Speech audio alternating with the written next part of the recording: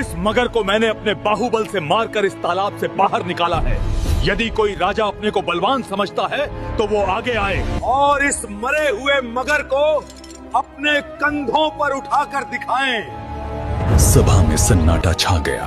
एक एक करके कई राजा आगे आए, लेकिन कोई भी उस भारी मगर को हिला तक नहीं पाया।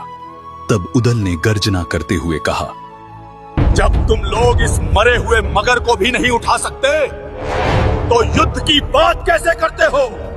उसकी भयंकर गर्जना सुनकर सभी राजाओं की गर्दनें झुक गईं। किसी में भी उससे युद्ध करने का साहस नहीं बचा।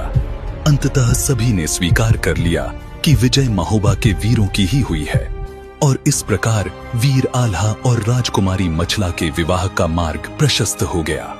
राजकुमारी मछला द्वारा आल्हा के गले में जयमाला डालते ही सभा में बैठे कई राजा चुप हो गए। वे समझ चुके थे कि वीरता की परीक्षा में महोबा के बनाफर वीर ही सबसे आगे निकले हैं। लेकिन उर्री का नरेश माहिल भीतर ही भीतर जल रहा था। उसके मन में ईर्ष्या और द्वेष की आग भड़क उठी थी। वह सोचने लगा, यदि आज आल्हा का विवाह राजकुमारी मछला से हो गया तो बनाफर वीरों की प्रतिष्ठा सारे भारत में और बढ़ जाएगी और अन्य राजाओं का महत्व कम हो जाएगा। इसी विचार से उसने कुछ राजाओं के मन में फिर से आग लगाने की कोशिश की।